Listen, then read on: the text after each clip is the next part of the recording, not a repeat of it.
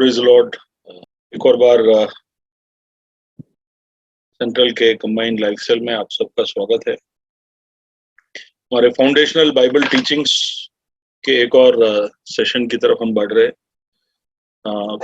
कुछ मूल बातों को करीब से हम पिछले कई महीनों से देख रहे हैं और ये मूल है तो उसका मतलब है कि आप इसकी ओर गौर करें, इसको और गहराई से समझने के लिए कोशिश करें, क्योंकि ये मूल बातें आपके रोजमर्रा जीवन के साथ, आपके निर्णयों के साथ, आपके रिश्तों में सब कोई ना कोई उसका असर होता है। उसके बारे में आपका जो समझ है, उसके बारे में आपका जो कन्विक्शन है, आपका जो भरोसा है, आपका उसके बारे में जो ज्ञान है, वो आपके दिनचर्या को, आपके आम जिंदगी के कई सारे पहलुओं को छूता है और इसलिए ये मूल बात है।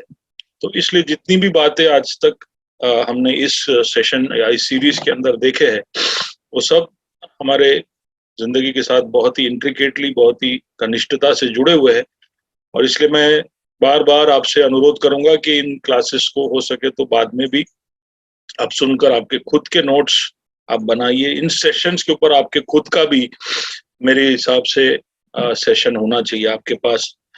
कल अगर इसको कहीं कोई लाइफ सेल में दूसरे कोई जगह पर हम जब फिजिकल मीटिंग शुरू करें और मैं आपसे कहूं कि आप फंडामेंटल जो टीचिंग्स है वो आप आपके लाइफ सेल में लीजिए, तब आप आपके भी पॉइंट्स जोड़कर आपके समझ के हिसाब से इन बातों को आगे लेकर जा सकते हो सकता है इसमें प्रभु ने मुझे जो समझाया या सिखाया उससे ज्यादा आपको सिखाए और कुछ नए नए एंगल, कुछ नई नई बातें प्रभु के वचन में से आप लेके आ पाओ। तो इसके लिए आप जरूर अपने आप को कमिट करिएगा, उसके लिए आप थोड़े सीरियस करिएगा, गंभीर करिएगा।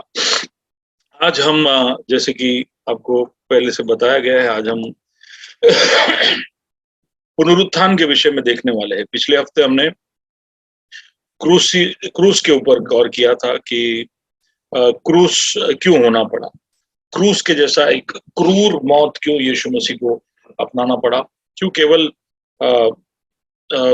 लगभग सारे चेलों को, प्रेरितों को मारा गया, कुछ ऐसे ही एक मौत क्यों यीशु को नहीं दिया गया, क्यों इतने क्रूर तरीके से मारा गया, उसके ऊपर भी हमने गौर किया। और इस मौत, उसके उस पीड़ा, उस मौत के द्वारा उसने क्या हमें हासिल कर दिया, उसको हमने समझने की कोशिश की और हम उसको हमेशा याद रखे और उसके तरफ हम शुक्रगुजार रहे, ऐसा हमने देखा। आज हम उस क्रूस के बाद जो घटनाएं हुई उसकी ओर गौर करने वाले हैं और क्यों ये बहुत ही एक हमारे विश्वास का, हमारे ईमान का एक एकदम कहे तो कॉर्नर स्टोन है, ऐसा कह सकते, एकदम पिवोटल, एकदम फलक्रम है, ऐसा हम कह सकते हैं। इसके ऊपर हमारा सारा ईमान रुका हुआ है। तो इसके और हम गौर करें, क्या ये एक मिथ्या है, क्या ये एक सच्चाई है, उसके और हम देखेंगे। बहुत सारे धर्म है पृथ्वी पर, लेकिन उसमें से केवल 4 ही ऐसे धर्म है जिसको कोई व्यक्ति ने शुरू किया हो। बाकी सारे सोच विचार धाराएं या धर्म वो फिलोसॉफिकल, एक तत्व ज्ञान है। लेकिन 4 जो रिलीजियंस है उसमें आ गया इस्लाम, बुद्धिज्म, यहूदी धर्म और मसीही धर्म या ख्रिस्ती धर्म। ये 4 धर्म किसी न किसी व्यक्ति ने शुरू किया। बाकी सारे धर्म या समझ जो है या विश्वास जो है वो तत्व के ऊपर आधारित है। अब ये 4 व्यक्तियों ने जो शुरू किया उसमें से 3 व्यक्ति जो है, यानी कि तो उसका शुरुआत करने वाले इब्राहिम, यहूदियों का शुरुआत करने वाले इब्राहिम, बुद्धिज्म की शुरुआत करने वाले गौतम बुद्ध और इस्लाम की शुरुआत करने वाले मोहम्मद, ये तीनों पैदा हुए, पृथ्वी पर जिए। वो एक ऐतिहासिक कैरेक्टर है, पात्र है, ऐसा हम जानते हैं। लेकिन कुछ समय जीने के बाद वो इस संसार से चल बसे, वो मर गए, मृत्यु को पाए, लेकिन फिर वो मृत अवस्था में ही रहे, ऐसा हम जानते हैं। केवल यीशु के बारे में ऐसा कहा जाता है कि ये मरा तो सही, लेकिन ये तीसरे दिन जी उठा। तो इतिहास में सारे धर्मों में ऐसा कोई तत्व नहीं है, ऐसा कोई सोच नहीं है, और खासकर उन धर्मों में भी जहां पर किसी न किसी व्यक्ति ने इसको शुरू किया, उसके अंदर भी कोई ऐसा, हालांकि एक व्यक्ति, उसका वो जो धर्म का शुरुआत करने वाला व्यक्ति अपने आप में ही एक बहुत ही अनोखा व्यक्ति था। गौतम बुद्ध अपने आप में अनोखा था, मोहम्मद अपने आप में अनोखा था, लेकिन उनके कहानियों के साथ जुड़ी हुई ऐसी कोई कहानी या ऐसी कोई बात या ऐसी कोई सोच नहीं है जो यीशु के बारे में बताया जाता है कि वो मारा गया और मुर्दों में से जी उठा। तो ये अपने आप में एक बहुत ही अनोखा क्लेम है, और हम देखेंगे कि हमारे ईमान में, हमारे विश्वास में, मसीह धर्म में ये बहुत ही ज्यादा इसको हम मनाते हैं, इसको हम मानते हैं, इसके बारे में हम गीत गाते हैं, इसके ऊपर लोगों ने नाटक किए हैं, चित्र बनाए हैं, आर्किटेक्चर बनाया, स्कल्पचर बनाया, गीत बनाया। हमारा जो क्रीड जिसको बोलते हैं, मूल जो विश्वास है, उसके अंदर भी इसको शामिल किया गया है। लोग जब मर जाते हैं तो उनके कब्रों के ऊपर भी इसके साथ जुड़ी हुई बातों को लिखते हैं। तो हमारे अस्तित्व, हमारे पहचान का एक बहुत ही अलग ना किया जाने वाला एक भाग है यीशु मसीह का मुर्दों में से जी उठना। तो इतिहास में अगर 4000 से ज्यादा करोड़ लोग पैदा होकर मर चुके हैं, तो उसमें से केवल एक ही ऐसा व्यक्ति है जिसके बारे में कहा जाता है कि वो मरा लेकिन जी उठा, बाकी सब मरे और मरे रहे। तो इतना अनोखा होने के लिए क्या ये बात में कोई सच्चाई है? आज हम 2000 साल बाद है, हमने किसी ने उनको देखा नहीं, हमने सब सुनाई है, पढ़ाई है, हमको किसी ने बताया, हमने विश्वास कर लिया। तो क्या ये सच है? शायद हमारा विश्वास इतना क्या कहते हैं, शुद्ध होगा या निष्कलंक होगा कि हम विश्वास कर लेते हैं। लेकिन आप जब सुसमाचार लेकर किसी और के पास जाओगे तो हो सकता है कि वो कहे कि ऐसे कैसे हो सकता है, ये सब खाली मिथ्या है। तुम बोलते हो कि तुम्हारा बाइबल तथ्य है, फैक्ट है, लेकिन हम बोलते हैं कि तुम्हारे इसमें भी सब ऐसी सब बातें लिखी है। मुर्दों में से कौन जी उठा? इतिहास में इसका क्या सबूत है? ऐसा कोई घटना क्यों और किसी के साथ हुआ नहीं? अगर वो जी उठा है तो वो किधर गया? तो ऐसे कई सारे सवाल लोग हमारी तरफ उठाएंगे, और सबसे ज्यादा सवाल जो उठाए गए हैं वो इसी मुद्दे को लेकर है। अगर किसी ने मसीह धर्म के ऊपर सवाल उठाया है तो इस बात को लेकर सवाल उठाए। तो अगर मैं आपसे पूछूं कि क्या आप समझा सकते हो मुझे कि ये बात सच है या गलत है, तो मैं समझता हूं कि हम में से ज्यादातर लोग कहेंगे कि है, सच तो है, लेकिन उसको साबित करना हमारे लिए आज मुश्किल है। बाइबल में लिखा है इसलिए सच है।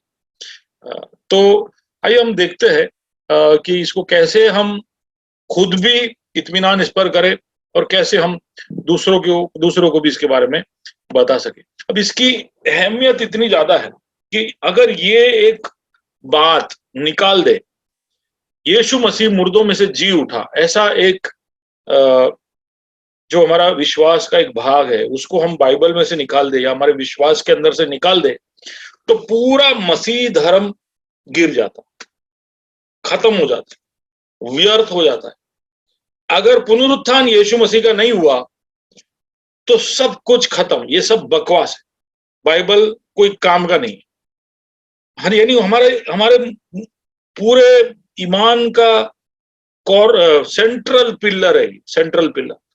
इसके बगैर यीशु मसीह और उसका पूरा कहानी या जो पूरी सच्चाई है वो अपने आप ही बिखर जाती। ठीक है, तो हम थोड़ा गौर से देखें, अगर ये पुनरुत्थान नहीं हुआ तो क्या क्या हो सकता है। बहुत सारी बातें हैं, इसमें से कुछ बातें मैं आपके सामने लाया हूं और कुछ वचन भी हम पढ़ेंगे। तो अगर पढ़ के देखते हैं, चलो एक एक कर हम वचन पढ़ते हैं, अगर आप मेरी मदद करें वचन पढ़ने में। तो प्रेरित 2 और उसका 24 से हम शुरू करें। परंतु उसी को परमेश्वर ने मृत्यु के बंधनों से छुड़ाकर जिलाया, क्योंकि यह अनहोना था कि वह उसके वश में रहता।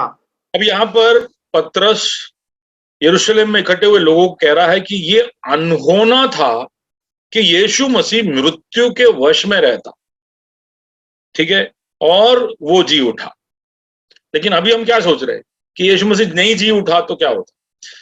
तो इसका मतलब है वो जी नहीं उठा तो उसका मतलब उसके जीवन में ऐसा कुछ था जो बाकी सब में है, यानी कि मृत्यु उसको वश में रख सकती है, ठीक है। यानी उसका मतलब पिछले हफ्ते मैंने कहा, देखिए उद्धार के लिए 5 चीजें जरूरी है। एक और बार मैं रिपीट करता हूं, 5 things that are necessary for salvation. एक की कोई हमारा जगह ले, दूसरा जो हमारा जगह ले रहा है वो न्याय करने वाले के लिए स्वीकार योग्य हो, तीसरा कि उस हमारी जगह लेने वाले उस व्यक्ति के अंदर एक क्षमता होनी चाहिए, ठीक है, कि वो पूरा पूरा कर्जा चुका सके, चौथा और जो आपको बचा रहा है उसके अंदर ये क्षमता होनी चाहिए कि आगे भी अगर आप कोई कर्जा लेते हो या आपके जीवन में कोई पाप होता है तो उसमें भी से भी आपको बचा पाए, और पांचवा आपको एक ऐसी स्थिति में पहुंचा पाए जहां आप कर्जे से हमेशा के लिए, अनंत काल के लिए मुक्त हो जाए, ठीक है। 5 थिंग्स, इसको मैंने नाम भी दिया था, हिंदी में नहीं बता रहा हूं, इंग्लिश में। एक था सब्स्टिट्यूशन, प्रोपिसिएशन, जस्टिफिकेशन, सैंक्टिफिकेशन और ग्लोरिफिकेशन। ये 5 शब्द मैंने बताए थे। अब यीशु मसीह अगर मृत्यु के द्वारा पकड़ा जा सकता है तो उसका मतलब वो प्रभु परमेश्वर के सामने स्वीकार योग्य नहीं है, यानी उसके अंदर पाप है और एक पापी दूसरे पापी के लिए नहीं मर सकता है। तो हमारा ये जो उद्धार का मूल 5 सिद्धांत है उसमें से एक जो पिलर है वो हिल ही जाता है कि चलो यीशु मसीह तैयार होता है कि मैं लोगों के लिए मरूंगा, लेकिन क्योंकि उसके अंदर पाप है वो स्वीकार योग्य नहीं है। आप समझ रहे हो? तो प्रोपिसिएशन जो हमारे उद्धार का एक पिलर है, कि यीशु हमारे जगह पर ले सकता है और ये परमेश्वर उसके उस सब्स्टिट्यूशन को, उसके हमारे जगह पे आने के उस क्रिया को स्वीकार करेगा, वो फेल हो जाता है। दूसरा कोरिन्थी 5 और उसका 21 पढ़े। जो पाप से अज्ञात था उसी को उसने हमारे लिए पाप ठहराया। हाँ, उसने, उसके बारे में कहा गया है, दूसरा कोरिन्थी 5:21 कहता है कि जो पाप से अज्ञात था, तो अगर पुनरुत्थान नहीं हुआ तो उसका मतलब है कि ये जो वचन है वो गलत हो जाता। वो पाप से अज्ञात था तभी वो मुर्दों में से जी उठ सकता।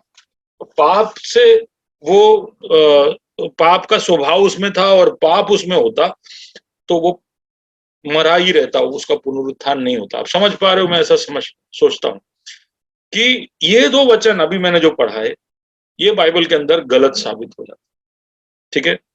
तो पुनरुत्थान नहीं हुआ तो खाली बाइबल के वर्ष गलत नहीं साबित हो रहे, उसके पीछे जुड़ा हुआ उसका जो एक सच्चाई है जो हमारे उद्धार के लिए जरूरी है।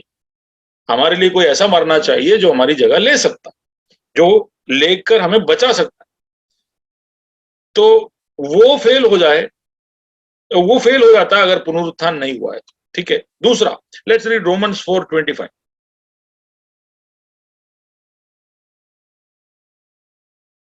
रोमन्स 4:25। वह हमारे अपराधों के लिए पकड़वाया गया और हमारे धर्मी ठहरने के लिए जिलाया भी गया। हाँ, अब वो जिलाया गया तभी हम धर्मी बने, अगर वो जिलाया नहीं गया तो हम धर्मी नहीं बने। यानी वो मरा, वो स्वीकार योग्य था लेकिन कुछ तो कमी रह गई इसलिए वो मरा रहा, ठीक है। पर वो जिलाया गया तभी हम धर्मी हुए। यानी हमारे पाप शुद्ध होने के लिए उसका जिलाया जाना बहुत जरूरी है। आप समझ पा रहे हो पुनरुत्थान हमारे उद्धार के साथ कितना जुड़ा हुआ है।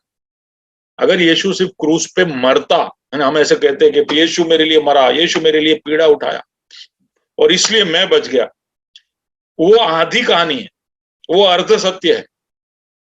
यीशु मेरे लिए पीड़ा उठाया, मेरे लिए मरा और मेरे लिए जी उठा, तब मेरा उद्धार हुआ। पूरा कहानी वहीं खत्म होता है। अगर ये जी नहीं उठा होता तो हम धर्मी बन ही नहीं सकते थे, क्योंकि उसका वो मूल्य चुकाना जो था वो संपूर्ण हुआ कि नहीं हमें पता ही नहीं चलता।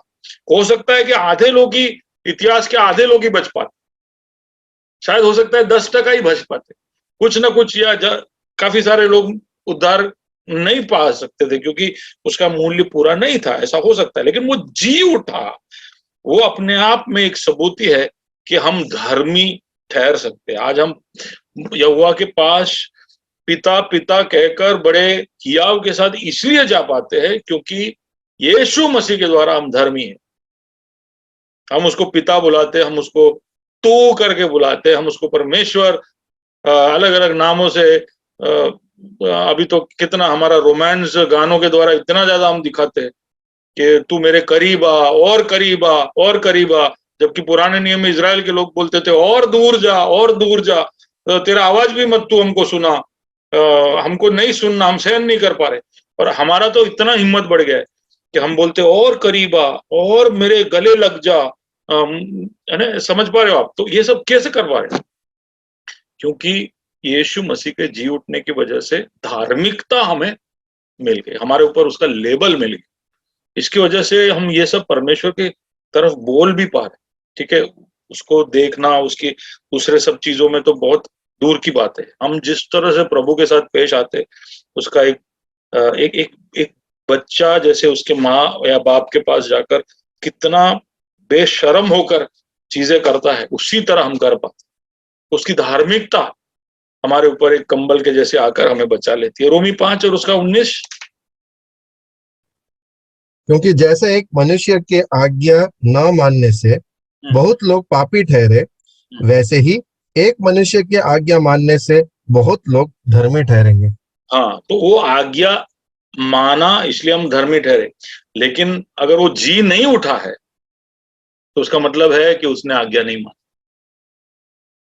तो यीशु मसीह के उस धर्मीकरण या हमारे न्यायीकरण के उस प्रक्रिया के अंदर उसका आज्ञाकारी होना, पाप रहित होना और फिर मौत के शिकंजे से बचकर जी उठना बहुत बहुत बहुत जरूरी था।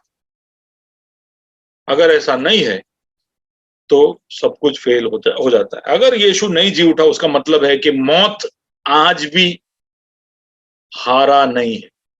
कोई भी मौत को आज तक हरा नहीं पाया है। उसका मतलब ये हुआ है ना। हम 1 कोरिन्थी 15 हम पढ़ते हैं, उसका 55 और 57। हर फ्यूनरल सर्विस में इसको हम जोर से ऐलान करते, ठीक है? और कई बार बाइबल पढ़ते वक्त भी हम इसको बड़े हिम्मत के साथ इसका ऐलान करते। 1 कोरिन्थी 15 उसका 55 से 57 पढ़िए। हे मृत्यु, तेरी जय कहाँ रही? हे मृत्यु, तेरा डंक कहाँ रहा? मृत्यु का डंक पाप है और पाप का बल व्यवस्था है, परंतु परमेश्वर का धन्यवाद हो जो हमारे प्रभु यीशु मसीह के द्वारा हमें जयवंत करता है। तो मृत्यु के डंक को और कब्र के जय को पुनरुत्थान के द्वारा खत्म किया। अगर यीशु पुनरुत्थान नहीं पाया है तो मृत्यु अभी भी अनकॉन्कर्ड है, उसको कोई हरा नहीं पाया है। अनडिस्प्यूटेड चैंपियन ऑफ हिस्ट्री क्या बन जाता है? मृत्यु, ठीक है? तो बहुत बड़ा भयंकर चीज है ये।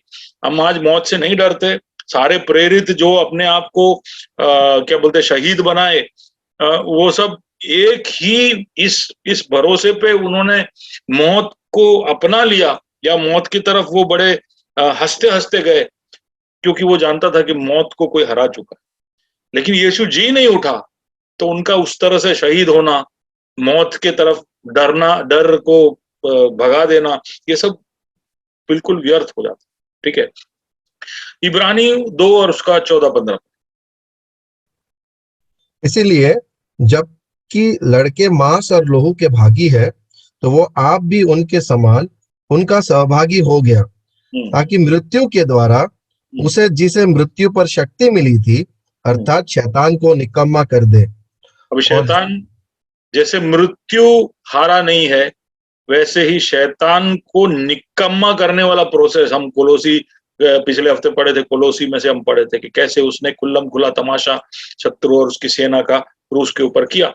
तो शत्रु को निकम्मा बनाने का कार्य भी यीशु मसीह के जी उठने के द्वारा हुआ है, नहीं तो वो आज भी अपने काम में बिल्कुल सफलता के साथ आगे बढ़ रहा। आज वो निकम्मा हो गया, समझ रहे हो कितना स्ट्रांग वर्ड है।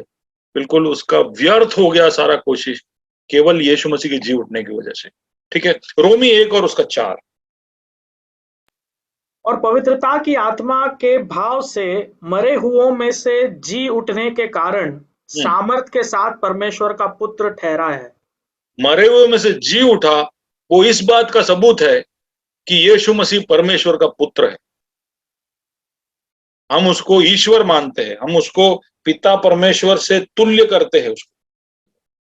तो वो केवल उसके जी उठने की वजह से, उसने चमत्कार किए इसलिए नहीं, उसने अच्छी अच्छी बातें सिखाई इसलिए नहीं, वो सब भी है, लेकिन उसने अच्छी बातें सिखाई होती, उसने चमत्कार किए होते, उसने मुर्दों को भी जिलाया होता, उसने 5 रोटी 2 मछली से अब 5,000 क्या 50,000 को भी खिलाया होता, लेकिन वो जी नहीं उठा होता तो बुद्धा, मोहम्मद और इब्राहिम से वो अलग नहीं होता।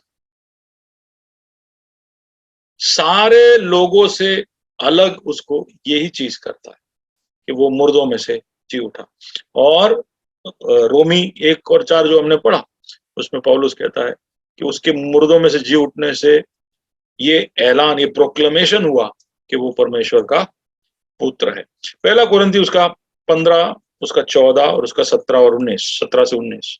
और यदि मसीह भी नहीं जी और यदि 15 का 14, ओके सॉरी। और यदि मसीह भी नहीं जी उठा तो हमारा प्रचार करना भी व्यर्थ है।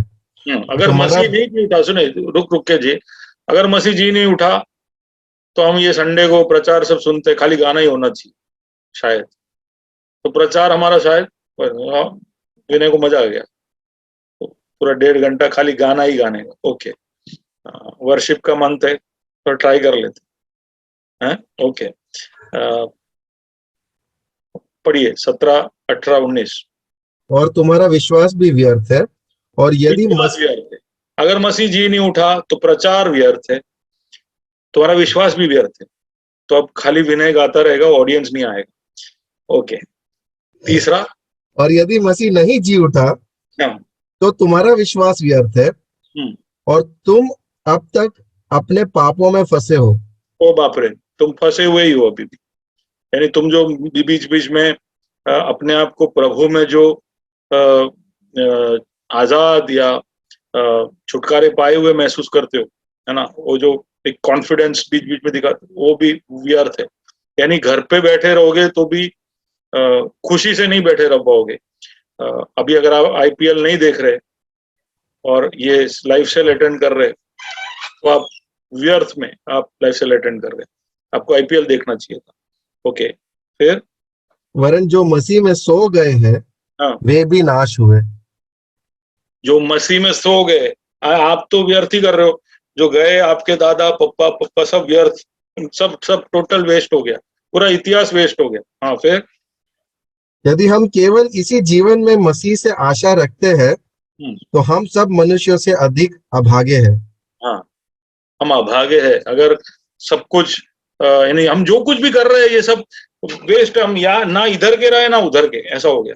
इधर हमने कुछ एंजॉय नहीं किया, अरे सिगरेट पीस नहीं, मारा प्रभु ना पाड़े छे, दारू के ना ना, भांग ना, ड्रग्स ना, चलने पड़े थोड़ू अयाशी करिए, बैंकॉक जाइए ना, सब ना बोल दिया। फिर पता चला कि यीशु जी भी नहीं उठा। तो ना आप पृथ्वी पे एंजॉय कर पाए, ना आप स्वर्ग में एंजॉय कर पाओगे, ऐसा कुछ है ही नहीं आपका। हमारा पूरा ईमान हमें अभागा बना देता है ना। हम संसार के सबसे, we are the most pitiable, English में शायद वर्ड जो यूज किया है, we are the most pitiable, यानी दया के पात्र है हम, अगर यीशु मसीह जी नहीं उठा तो। बहुत स्ट्रॉन्ग वर्ड्स है जो पौल यहाँ पर यूज कर रहा है, ठीक है ना। लेट्स, यानी वो जो फिर साम 73 में जैसे दाऊद कहता है ना कि मैंने व्यर्थ में अपने आप को धर्मी रखा, मुझे मजे कर लेने चाहिए थे, मुझे दुनियादारी लोगों के साथ घूमना फिरना और सब कुछ करना चाहिए था, लेकिन हम जानते हैं कि यीशु जी उठा, इसलिए हम ये सब नहीं कर सकते, इसलिए तंबाकू नहीं खा सकते, इसलिए छुप छुप के सिगरेट नहीं पी सकते, ये सब नहीं कर सकते, ठीक है ना। पर ये जी नहीं उठा होता तो बात है, पर जी उठा है, हम जानते हैं और हम उसकी तरफ आएंगे। ओके, फिर हम देखते हैं प्रेरित 2 और उसका 33। इस प्रकार परमेश्वर के दाहिने हाथ से सर्वोच्च पद पाकर और पिता से वह पवित्र आत्मा प्राप्त करके जिसकी प्रतिज्ञा की गई थी, उसने यह उंडेल दिया है जो तुम देखते हो और सुनते हो। हाँ, तो ये पेंटिकोस्ट के दिन पतरस का ऐलान है। वो क्या कह रहा है? यीशु जी उठा, जी उठकर यीशु मसीह परमेश्वर के दाहिने ओर जाकर अब बैठा है, और वहां पर परमेश्वर से जो प्रतिज्ञा है उसको प्राप्त कर कर उसने पवित्र आत्मा को पृथ्वी पर उंडेल दिया। ये सब एक कॉमन डिनोमिनेटर पे चल रहा है कि यीशु जी उठा, परमेश्वर के दाहिने ओर बैठा और पवित्र आत्मा को पाया। अगर यीशु नहीं जी उठा तो पेंतिकोस्त के दिन क्या उतरा? वो अन्य भाषा बोले थे, वो क्या था? अगर यीशु जी नहीं उठा तो इतने सालों से हम जो अन्य भाषा बीच बीच में बोलते हैं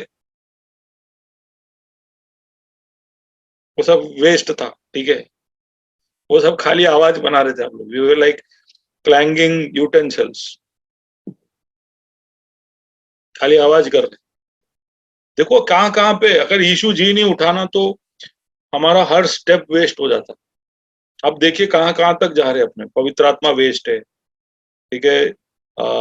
यीशु मसीह परमेश्वर का पुत्र नहीं है, उसने जो सिखाया वो सब वेस्ट है। हमारा प्रचार वेस्ट है, विश्वास वेस्ट है, हम पाप से मुक्त नहीं है, मृत्यु अभी भी जयवंत है, शैतान अभी भी कम्मा है, निकम्मा नहीं है। ओके, फिर ओके आगे बढ़ते। विनय ने मुंह बनाया। ओके, तो इसलिए नेक्स्ट वर्स जॉन से यूहन्ना 6:40। क्योंकि मेरे पिता की इच्छा यह है कि जो कोई पुत्र को देखे और उस पर विश्वास करे वो अनंत जीवन पाए, और मैं उसे अंतिम दिन फिर जिला उठाऊंगा। हाँ, ये सब क्या अनोखी बात है। ये सब कोई भी ईमान में हम देखते नहीं है कि ऐसा अंतिम दिन आएगा और फिर उसके बाद एक अनंत जीवन मिलेगा और उसमें क्या होगा। उसके साथ जुड़ी हुई बहुत सारी बातें हम जानते हैं कि हम यीशु मसीह के बराबर हो जाएंगे, उसके बराबर के मिरास में हकदार हो जाएंगे। ये सब बातें जो है ना, ये सब हमें ऐसा लगता है कि यार सच ब्यूटीफुल होप, कितना मस्त है। इससे तो अच्छा फिर दूसरे लोग बोलेंगे कि मुसलमान बोलेंगे हमारा तो इससे भी बहुत मस्त है, तुम्हारा यीशु जी नहीं उठा, ये सब का कोई गारंटी नहीं है, हमारा तो देखो ऐसा ऐसा। आप समझ रहे हो? Christianity offers nothing new if there is no resurrection. अगर यीशु मसीह जी नहीं उठा तो फिर मोक्ष और निर्वाणा और पुनर्जन्म और ये सब सोच विचारधारा, या हूर 72 हूरों को पाना जन्नत में जाके, ये सब सब सब एक जैसा ही लगता है, ठीक है। पर यीशु मसीह जी उठा, इसके लिए जो अनंत जीवन हमें प्राप्त होता है, उसमें हम जब आखिरी दिन में जिलाए जाएंगे, ये सब बातों में एक नवीनता है, उसके अंदर एक खासियत है। ओके, पहला कुरिन्थी उसका 15:42-44। मुर्दों का जी उठना भी ऐसा ही है। शरीर नाशमान दशा में बोया जाता है और अविनाशी रूप में जी उठता है। तो ये सब नहीं होने वाला है। अगर यीशु जी नहीं उठा है तो क्या क्या बोल रहा है? मुर्दों का जी उठना भी ऐसा ही है। कैसा है? यीशु मसीह के जी उठने जैसा है, पर वो तो हुआ ही नहीं है। अगर वो नहीं हुआ है तो अभी आगे जो पढ़ेंगे वो सब भी नहीं होने वाला है। पढ़िए। वह अनादर के साथ बोया जाता है और तेज के साथ जी उठता है। निर्बलता के साथ बोया जाता है और सामर्थ के साथ जी उठता है। स्वाभाविक देह बोई जाती है और आत्मिक देह जी उठती है। जबकि स्वाभाविक देह है तो आत्मिक देह भी है।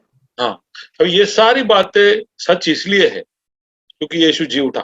हम देखेंगे कि यीशु जी उठा इसका कितना एविडेंस है, लेकिन मैं खाली आप सब समझे इसके लिए, रिजरेक्शन को is not just another fact of the story, है ना। मसीह के उस कहानी का खाली एक और एक हिस्सा नहीं है, वो अहम हिस्सा है, वो पिवोट है। उसके बगैर सब कुछ व्यर्थ हो जाता है। ये हमको समझना जरूरी है। जितना यीशु का पीड़ा, यीशु का मरना और यीशु का जी उठना सब बिल्कुल एक जैसा ही बराबर है। उसके ऊपर सब कुछ आधारित है। ओके, पहला पत्रस उसका 1 उसका 3 से 4। हमारे प्रभु यीशु मसीह के परमेश्वर और पिता को धन्यवाद दो, जिसने यीशु मसीह के हुओं में से जी उठने के द्वारा अपनी बड़ी दया से हमें जीवित आशा के लिए नया जन्म दिया। आशा, नया अर्थात आशा, नया जन्म, ये सब किसके साथ जुड़ा हुआ है? उसके पुनरुत्थान के साथ। ओके, मसीहत का पूरा हिस्ट्री, अगर यीशु जी नहीं उठा तो चर्च की शुरुआत की इस बात पे हुई कि वो जी उठा, तो पूरा इतिहास, क्रिश्चियन हिस्ट्री एक बहुत बड़ा झूठ हो जाता है। झूठ के ऊपर आधारित चर्च आज खड़ा है, ऐसा हो जाता है। चर्च संसार का बिगेस्ट स्कैम बन जाता है, सबसे बड़ा स्कैम। यीशु जी नहीं उठा लेकिन जी उठा बोल के आज 200 से 250 करोड़ लोग मसीही है करके, इतना बड़ा स्कैम कहाँ हुआ है जहां 250 करोड़ लोग इसमें, इसके शिकंजे में आज फंसे हुए हैं, और इतिहास में भी फंसते फंसते आए। इतना बड़ा स्कैम तो कहीं पे भी नहीं हुआ। ठीक है, तो चर्च एक सबसे बड़ा स्कैम बन जाता है। क्रिश्चियनिटी का इतिहास सबसे बड़ा शर्मनाक एक इतिहास बन जाता है। अगर यीशु जी नहीं उठा है तो आगे न्याय भी नहीं होने वाला। एक्ट्स चैप्टर 17 वो भी पढ़कर, है ना, इसमें खाली ये वर्सेस हम थोड़ा सा देखते जाए ताकि आगे जब हम बोलेंगे तो इस बातों की अहमियत को समझ पाए। एक्ट 17 30-31। इसलिए परमेश्वर अज्ञानता के समयों में आनाकानी करके अब हर जगह सब मनुष्यों को मन फिराने की आज्ञा देता है, क्योंकि उसने एक दिन ठहराया है जिसमें वह उस मनुष्य के द्वारा धर्म से जगत का न्याय करेगा, जिसे उसने ठहराया है, और उसे मरे हुओं में से जिलाकर यह बात सब पर प्रमाणित कर दी है। यानी उसको मरे हुए में से जिलाकर उसको सबका न्यायाधीश बना दिया। पर वो मरे हुए में से जी नहीं उठा तो वो न्याय नहीं करने वाला है। उसका मतलब है कि हम बेफिक्र होकर जिंदगी जी सकते, जो करना है कर सकते, क्योंकि न्याय करने वाला जी नहीं उठा है तो अपने को काय को डरने का। आप समझ पा रहे हो? हम क्यों गलत नहीं करते? क्योंकि हमें पता है कि हमारा न्याय होने वाला है। पर वो अगर जी नहीं उठा तो कौन सा न्याय करे? वो मुर्दों में से जी उठा इसलिए न्याय कर रहा है, और वो जी उठा इसलिए हमको हमारी जिंदगी को संभाल कर आगे बढ़ाना चाहिए। बाइबल के ऊपर ही एक प्रश्न चिन्ह लग जाता है। पूरा बाइबल, अगर यीशु मसीह जी नहीं उठा तो अभी हमने इतने सारे कलम पढ़े जो जी उठा जी उठा जी उठा जी उठा जी उठा करके हमको सुना रहा है, इसका मतलब बाइबल ही झूठा साबित हो जाता है। यीशु मसीह जी नहीं उठा तो फेंक दो बाइबल, ऐसा हो जाता है। और यीशु मसीह ने खुद जो भविष्यवाणियां की, अब इसके जी उठने के विषय में यीशु मसीह ने इतने सारे क्लेम्स किए हैं। अब जरा देखोगे तो थोड़ा सरप्राइज हो जाओगे कितने सारे क्लेम यीशु मसीह ने खुद किए। मैं यहाँ पर देख रहा हूँ कम से कम 8 तो जगह पर उसने जी उठने के विषय में 8 जगह पर, अलग अलग जगहों पर बोला है। शायद 8 से 1-2 कम होगा, क्योंकि दूसरे सिनॉप्टिक गॉस्पेल्स में शायद उसको रिपीट किया हो कोई एक इंस्टेंस को, लेकिन 5-6 बार। और फिर उसके दूसरे क्लेम्स 1-2 मैं बता रहा हूँ।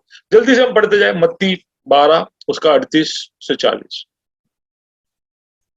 इस पर कितने शास्त्रियों और फरीसियों ने उससे कहा, हे गुरु, हम तुझसे एक चिन्ह देखना चाहते हैं। उसने उन्हें उत्तर दिया कि इस युग के बुरे और व्यभिचारी लोग चिन्ह ढूंढते हैं, परंतु यूनुस भविष्यवक्ता के चिन्ह को छोड़ कोई और चिन्ह उनको न दिया जाएगा। और क्या था ये यूना भविष्यवक्ता का चिन्ह? यूनुस 3 रात दिन जल जंतु के पेट में रहा, वैसे ही मनुष्य का पुत्र 3 रात दिन पृथ्वी के भीतर रहेगा। ठीक है, तो ये भविष्यवाणी वो कर रहा है कि मैं तीसरे दिन जी उठूंगा, है ना, मैं पृथ्वी के अंदर जाऊंगा और फिर मैं जी उठूंगा, मैं उठा लिया जाऊंगा। जैसे यूना निकला वैसे मैं भी निकलूंगा। ठीक है, ये पहला भविष्यवाणी। मत्ती 16 उसका 21। मैं कलीसिया को बांधूंगा, उसको कहने के बाद वो कह रहा है। उस समय यीशु अपने चेलों को बताने लगा कि मुझे अवश्य है कि यरूशलेम को जाऊं और पुरनियों और महायाजकों और शास्त्रियों के हाथ से बहुत दुख उठाऊं और मार डाला जाऊं और तीसरे दिन जी उठूं। ओके, मत्ती 17 उसका 9 और 22 और 23। जब वे पहाड़ से उतर रहे थे तब यीशु ने उन्हें यह आज्ञा दी कि जब तक मनुष्य का पुत्र मरे हुए में से ना जी उठे, तब तक जो कुछ तुमने देखा है किसी से ना कहना। ये रूपांतरण जो हुआ उसके विषय में कह रहा है, कह रहा है मैं जी उठूंगा, जी उठने के बाद तुम ये बोल सकते हो। ठीक है, एक रोक लगा रहा है उनपे। और वर्स 22-23, और वे उसे मार डालेंगे और वो तीसरे दिन जी उठेगा। ठीक है, वापस वो क्लेम कर रहा है, यीशु क्लेम कर रहा है। यीशु के क्लेम्स, अगर वो जी नहीं उठा है तो एक गलत भविष्यवक्ता साबित हो जाता। ठीक है, उसकी कोई भी बात को सुनने की जरूरत नहीं है। मत्ती 26 और उसका 32, सॉरी मत्ती 20 और उसका 18-19, कि देखो हम यरूशलेम को जाते हैं और मनुष्य का पुत्र महायाजकों और शास्त्रियों के हाथ पकड़वाया जाएगा और वे उसको घात के योग्य ठहराएंगे और उसको अन्य जातियों के हाथ सौंपेंगे कि वे उसे ठट्टों में उड़ाएं और कोड़े मारे और क्रूस पर चढ़ाए और वह तीसरे दिन जिलाया जाएगा। सारे डिटेल उसने बोले कि ठट्ठा, अन्य जाति को जरा पकड़वाया जाना, अन्याय होना, क्रूस पर मरना। ठीक है, उस समय जब ये बता रहा था तब वो क्रूसित होगा कर कर प्रेडिक्ट करना, क्योंकि वो रोमियो का पनिशमेंट था, यहूदियों का नहीं। पकड़ कौन रहे? यहूदी पकड़ रहे, पर मर कैसे रहे? वो रोमियो के जैसे। तो ये सब उसने भविष्यवाणियां की थी, तो उसने पहले जितनी भी भविष्यवाणियां की वो पूरी हुई, तो उसका पुनरुत्थान क्यों पूरा नहीं होगा, एक क्यों बाकी रह जाएगा, वो सोचना है। ओके, मत्ती 26 उसका 32, परंतु मैं अपने जी उठने के बाद तुमसे पहले गलील को जाऊंगा। पतरस को कहता है, पतरस तू त्याग देगा। उसके बाद वो कह रहा है तू मुझे 3 बार डिनाई करेगा। उसके बाद कह रहा है मैं तेरे से पहले गलील पहुंच जाऊंगा जी उठने के बाद। तू तेरे घर पहुंचेगा उससे पहले मैं गलील पहुंच जाऊं। Okay, Mark chapter 9 verse 9-10। पहाड़ से उतरते हुए उसने उन्हें आज्ञा दी कि जब तक मनुष्य का पुत्र मरे हुओं में से जी न उठे, ये तब हमने तक पढ़ लिया, या ये हमने पढ़ लिया क्योंकि Matthew 16 mark and Matthew. Transfiguration में, या ये हमने मैथ्यू में पढ़ लिया। तो let's look at Luke chapter 9, Luke 9:22-27। वापस वही पुर्नियों और महायाजकों का, है ना? कैन यू रीड और दैट? उसने कहा, मनुष्यों के पुत्र के लिए अवश्य है कि वह बहुत दुख उठाए और पुरनियों और महायाजक और शास्त्री उसे तुच्छ समझकर मार डाले और वह तीसरे दिन जी उठे। ठीक है, तो ये आप पढ़ते जाओगे 27 तक वो बोलते जा रहा है। Let's go to John chapter 2। इस पर यहूदियों ने उससे कहा, तू जो यह करता है तो हमें कौन सा चिन्ह दिखाता है? यीशु ने उनको उत्तर दिया कि इस मंदिर को ढा दो और मैं उसे 3 दिन में खड़ा कर दूंगा। काना के विवाह के बाद का एक घटना है, वहां पर वो कह रहा है कि इस मंदिर को ढा दो तो मैं उसको 3 दिन में तक खड़ा कर दूंगा। 3 दिन में खड़ा करूंगा। कौन से मंदिर के विषय में? वहां पर वो नीचे लिखा हुआ है कि वो यरूशलेम के मंदिर के विषय में नहीं, अपने शरीर के विषय में कह रहा था। तुम इसको तोड़ डालो, मैं 3 दिन में इसको बांध दूं। ठीक है, तो ये पहले से नियुक्त था, उसका पीड़ा उठाना, क्रूस पर मरना और उसका जी उठना परमेश्वर की योजना के अंदर था। और ये बहुत मूल है, उसके साथ हमारा प्रोपिसिएशन, जस्टिफिकेशन, हमारा ग्लोरिफिकेशन, शैतान का हार, पाप का हार, मौत का हार, है ना, पवित्र आत्मा का वादा, ये सब एकदम पूरा एकदम नेटवर्क के जैसे इन्वॉल्व है। और इसको बीच में जोड़ के रखता है पुनरुत्थान। पुनरुत्थान है जो ये सारे चीजों को एक कड़ी से जोड़ता है। ठीक है, ओके, उसके 2 और क्लेम पढ़कर हम जल्दी से आगे बढ़ते, फिर इतने सारे वर्सेस पढ़ने के नहीं आएंगे। जॉन चैप्टर 10, वहां पर वो कह रहा है, पिता इसलिए मुझसे प्रेम रखता है कि मैं अपना प्राण देता हूं कि उसे फिर ले लूं। हाँ देखो, उसे मैं देता हूं ताकि मैं उसको फिर ले लूं, यानी वहां पे भी वो उसे मुझसे छीनता नहीं, वरन मैं उसे आप ही देता हूं। मुझे उसके देने का अधिकार है और उसे फिर लेने का भी अधिकार है। तो अपने अधिकार के बारे में बोल रहे थे। ये सब अगर ये सब बोलना बिल्कुल एकदम डायलॉग पे डायलॉग हो जाता है, तेलुगु पिक्चर जैसा हो जाता है अगर यीशु जी नहीं उठा। समझ गए? बोलने के लिए कुछ भी बोल दो, करने का बारी आए देखा जाएगा। ये अपना इलेक्शन का भाषण जैसा होगा, कुछ भी बोलना है बोल दो, डिलीवरी तो देखा जाए। ठीक है, तो ऐसा हो जाएगा। यीशु और हमारे पॉलिटिशियंस में बहुत फर्क नहीं रहेगा। John chapter 11 verse 25। यीशु ने उससे कहा, पुनरुत्थान और जीवन मैं ही हूँ। मार्था से बात कर रहे थे, पुनरुत्थान और जीवन मैं, ये क्लेम है उसका। तो ये सारी बातें बाइबल के अंदर से मैंने इसलिए आपको बताई, क्यों? ये दिखाने के लिए कि पुनरुत्थान खाली एक मिथ्या नहीं है, एक फेबल नहीं है, एक फिक्शन नहीं है, एक लेजेंड नहीं है, ठीक है? ये एक बहुत ही अहम हमारे विश्वास का बहुत ही अहम मुद्दा है, ठीक है? अब इसके एविडेंसेस ये आपने सुने होंगे, फिर भी हम जल्दी से देख लेते हैं कि हम कैसे विश्वास करें कि यीशु जी उठा। तो बहुत सारे एविडेंसेस मैं आपके सामने लाया हूं, आपको पता भी होगा, लेकिन फिर भी एक और बार सारे एविडेंसेस को देखेंगे। सबसे पहला एविडेंस है कि वो कब्र जिसमें यीशु को गाड़ा गया था वो खाली है। वो एक एविडेंस है कि यीशु जी उठा, ठीक है? अब उस बात को लेकर भी काउंटर आर्ग्यूमेंट होता है, यीशु जी उठा, हो सकता है कि किसी ने उसके शरीर को चुरा दिया और कहा कि अब इसका डेड बॉडी उधर नहीं है, उसका मतलब है कि वो जी उठा, ठीक है? ऐसा हो सकता है, कोई कह सकता है किसी ने चुरा लिया होगा। किसने चुराया? चोरों ने चुराया। चोरों ने चुराया तो फिर ऐसे कैसे चुराया? क्योंकि अभी अब यहूदियों का पूरा, और वहां पर लिखा हुआ भी है कि यीशु को जब कब्र में डाल रहे थे उससे पहले बहुत सारे सुगंध के जो हर्ब्स और स्पाइसेस डालकर उस शरीर को तैयार कर फिर उसको कपड़े में कफन में लपेट कर उसको गाड़ा गया। और वहां पर हम देखेंगे कि केवल उसका शरीर गायब है, वो सारी जो बहुत महंगी वस्तुएं थी, कहा जाता है कि 100-200 किलो जितने स्पाइसेस डालते हैं, वो सारी महंगी वस्तुएं, उसका जो कफन, वो सब वहीं पे, वो भी अच्छी तरह से फोल्ड करके रखा हुआ था, ऐसा भी हम देखते हैं। तो कोई चोर अगर आकर उस शरीर को हटा के लेके जाता है तो उसको सब कुछ लेके जाना चाहिए, कपड़ा भी बेच देना चाहिए और उसके अंदर का स्पाइसेस भी बेच देना चाहिए। खाली शरीर उठा के क्यों लेके गया? यीशु के शरीर में ऐसा चोर के लिए क्या था? पर कोई कहता है चोर नहीं होंगे, शायद चेले होंगे। अरे चेले तो इतने डरे हुए थे कि यीशु जब जिंदा था, जिसने कहा कि मैं 12 टुकड़ी स्वर्गदूतों को उतार सकता हूँ, जिसने तूफान को रोका, बड़े बड़े भूत और दुष्ट आत्माओं को शांत किया, मुर्दों को जिंदा किया, उस यीशु के जिंदा होते समय उसको जब पकड़ रहे थे तो इस तरह से भागे। हम जानते हैं कि एक दो के तो कपड़े भी उतर गए, और उसके बाद हम जानते कि इतने डरे हुए थे कि वो पूरे समय तक वो लौट कर नहीं आए देखने के लिए क्या हुआ। पतरस भी आया तो हम जानते छुप छुप के देख रहा था।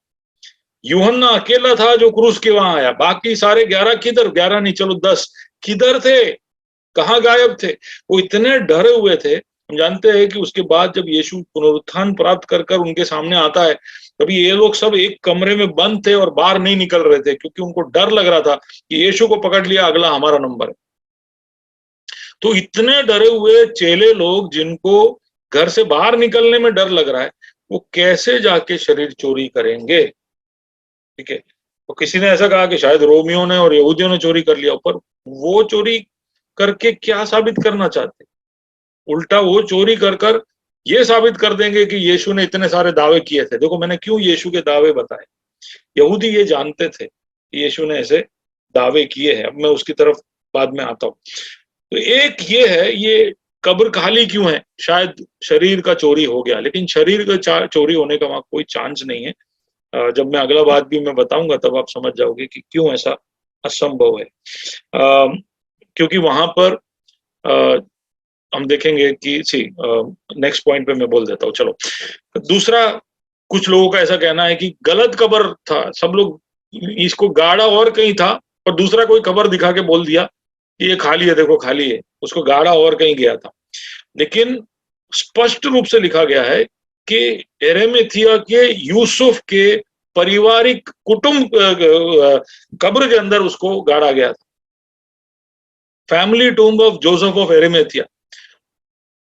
तो वो किसी ने खरीद कर एक पूरा टूम्ब रखा था, वो तो जानता था कि उसका कब्र का है, और उस कब्र के अंदर डाला था, ऐसा व्यक्त रूप से यूसुफ को भी पता था। और जो स्त्रियां आई थी सुगंध द्रव्यों से उस लाश को तैयार करने के लिए, वो लोग भी जानते थे कि ये कहां पर गाड़ा गया। इसके लिए पुनरुत्थान के दिन सुबह वो लोग उस कब्र के पास पहुंचते। इस कब्र को रोमन गवर्नर ने सील किया था यहूदियों के दरख्वास्त पर कि इसको सील करके रखिए, क्योंकि वो जो झूठा यीशु है उसने ऐसे दावे किए हैं कि वो जी उठेगा, तो कुछ ना कुछ इसमें फॉल प्ले होगा, इसलिए आप लोग उसके कब्र के ऊपर सील लगाई ताकि कोई खोल ना सके। दूसरा, उन्होंने 16 रोमी सिपाहियों का एक टुकड़ी बार बिठाया था, एक या दो नहीं, 16 रोमन सोल्जर्स एक साथ उस कब्र के बाहर थे। यीशु जी उठा उस समय तक। तो कैसे आकर कोई आकर इन 16 के 16 सिपाहियों के नजर से छुपकर इतना बड़ा पत्थर हटाकर उसके अंदर से बॉडी को उस लपेटे हुए कफन में से हटाकर, सुगंध द्रव्यों को हटाकर उसको उठाकर चुपचाप बिना किसी के खबर पड़े, हो ही नहीं सकता। ठीक है, तो ये जो एम्प्टी टूम वाला ऑब्जेक्शन है, ठीक है, वो बिल्कुल गलत है। चलो, अभी ये सब गलत होता, यहूदियों को तो पता था कि ये टूम किधर है, ये कब्र किधर है, यीशु कहां गाड़ा गया। तो अगर ये लोग जब बोल रहे थे यीशु जी उठा, यीशु जी उठा, यहूदियों को जाकर डेड बॉडी पेश कर देना चाहिए, देखो ये रहा यीशु, तुम क्या झूठ बोल के घूम रहे हो। तो एम्प्टी टूम वाला जो थियरी है वो बिल्कुल गलत है। ये एक एविडेंस है कि उसका कब्र बिल्कुल एम्प्टी टूम के खिलाफ के जो भी दावे है वो गलत है।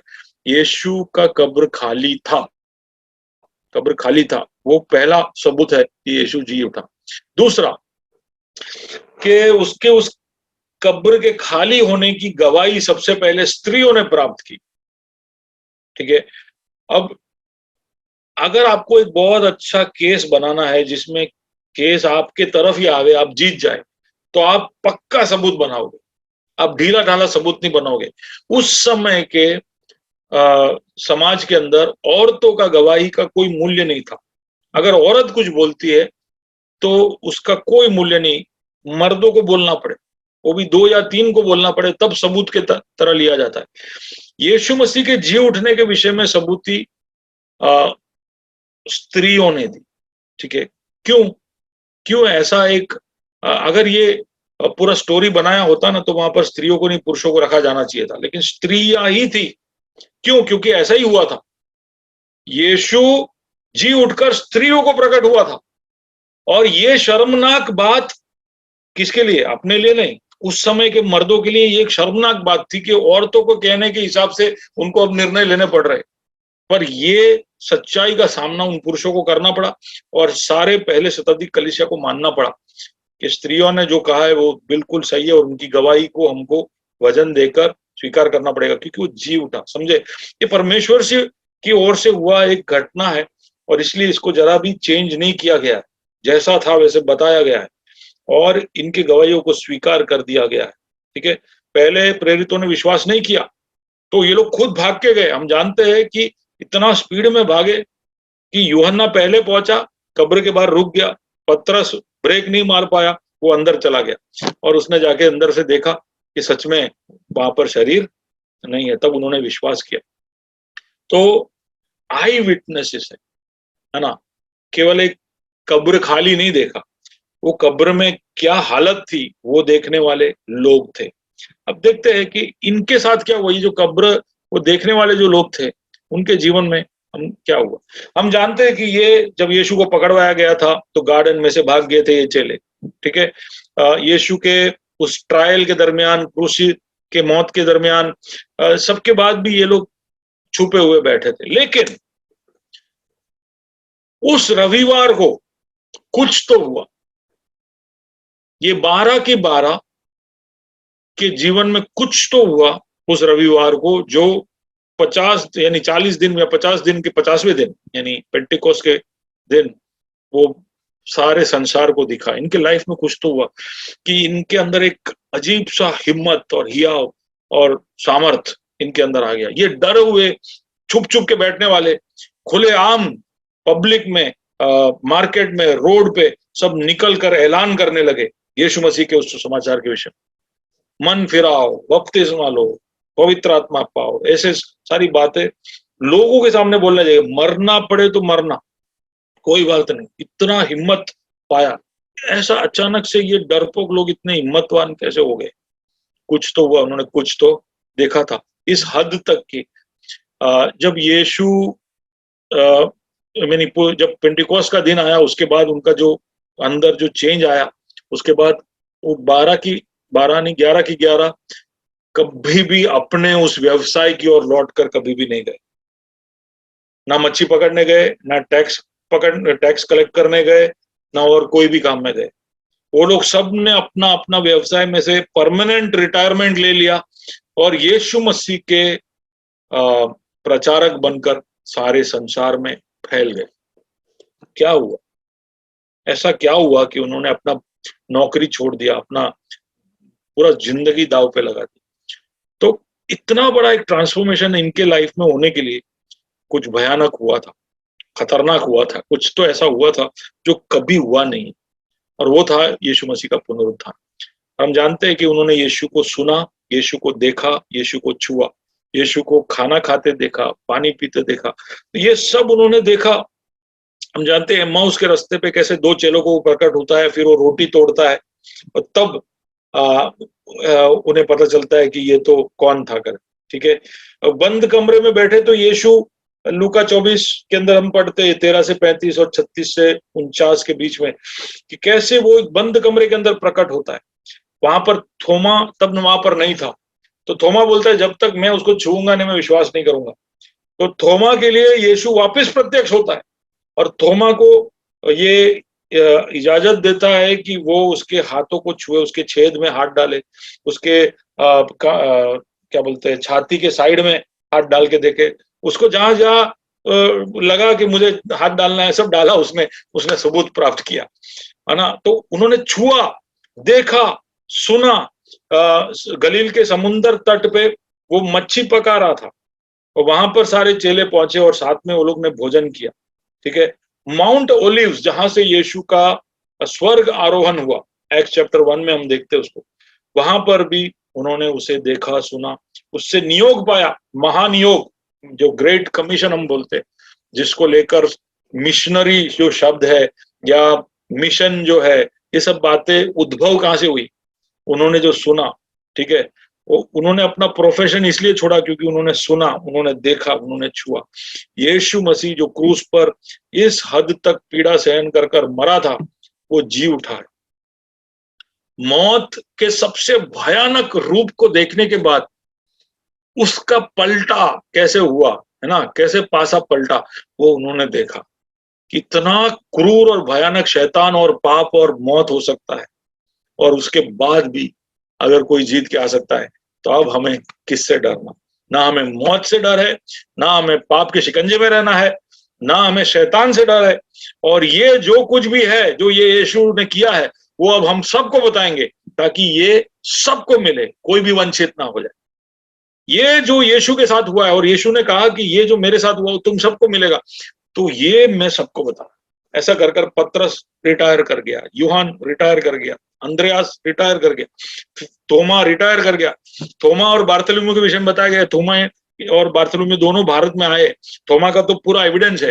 बार्थोलोम्यू हमारे गुजरात में आया कर एक लेजेंड है कि भरूच के पास खंबात के एरिया में बार्थोलोम्यू आया है कर, पर इसका कोई सबूत नहीं है। लेकिन ये लोग सब संसार के कोने कोने में पहुंचे और ये सुसमाचार को लेकर पहुंचे। केवल एक ही इसके पीछे का कारण है कि यीशु मुर्दों में से जी उठा। तो अचानक से उनके जीवन में बदलाव आया। 500 लोगों को प्रकट हुआ कर कर पहला कोरिन्थी 15 के अंदर हम पढ़ते।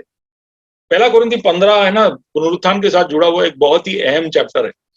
तो वहां पर वो कहता है कि 500 से अधिक लोगों को वो प्रकट हुआ। तो वो माउंट ओलिव्स पे प्रकट हुआ, जैतून के पहाड़ पे प्रकट हुआ, या और कहीं, उसका स्पष्ट वर्णन नहीं है, लेकिन हो सकता है जैतून के पहाड़ पे एक बड़े भीड़ ने उसको देखा हो। अब 500 से ज्यादा लोग थे, और वहां पर पौल ऐसा कहता है, इस 500 से अधिक लोगों में से ज्यादातर लोग आज जिंदा है। अब ये किसको लिख रहा है? कोरिन्थियों को लिख रहा है। कोरिन्थी लोग यूनानी है, और यूनानी लोगों को सबूत चाहिए, तो वो बड़ा रिस्क ले रहा है कि मैं जो तुमको बता रहा हूं ना, वो 500 से अधिक लोगों ने देखा है। अगर तुमको किसी को भी उसका प्रूफ चाहिए, तुम आओ। इसमें से कुछ लोग मरे, लेकिन ज्यादातर लोग आज भी जिंदा है, और उन्होंने देखा है मैं जो बोल रहा हूं। वो सबूत दे रहा था कि कम एंड चेक, मैं जो बोल रहा हूं वो झूठ नहीं है। Jesus has rose again from the dead. एक बड़ा रिस्क ले रहा था पॉल, लेकिन वो बताया 500 से अधिक लोगों ने देखा। अब कुछ लोग ऐसे बोलते हैं कि उसके चेले इतने ज्यादा घात में आ गए कि उनको भ्रम होने लगा, हेलुसिनेशन। पर 1, 2, 5, 10 लोगों को हेलुसिनेशन एक साथ हो सकता है, 500 लोगों को नहीं हो सकता। भ्रम 500 लोगों को नहीं हो सकता, बहुत बड़ा क्राउड है, उसको हेलुसिनेशन एक साथ होना बहुत ही अचंबा है। और अगर हुआ भी तो ये हेलुसिनेशन सिर्फ 40 दिन तक चला, 40 दिन के बाद हेलुसिनेशन बंद हो गया। तो ऐसा तो क्या हुआ? हम जानते हैं कि 40 दिन तक क्यों हुआ, क्योंकि वो प्रकट हुआ और उसके बाद उसका स्वर्ग आरोहण हुआ, इसलिए अब वो प्रकट होना बंद हो गया। फिर केवल पौलुस को प्रकट हुआ या स्तेफानोस को दिखा, ऐसे कुछ इक्का दुक्का केसेस हुए। तो उसका मतलब है कि यीशु का जी उठना एक भ्रम नहीं है या सपना नहीं है या कोई फैंटेसी नहीं है, ये सच में लोगों ने देखा और एक बड़े भीड़ ने देखा।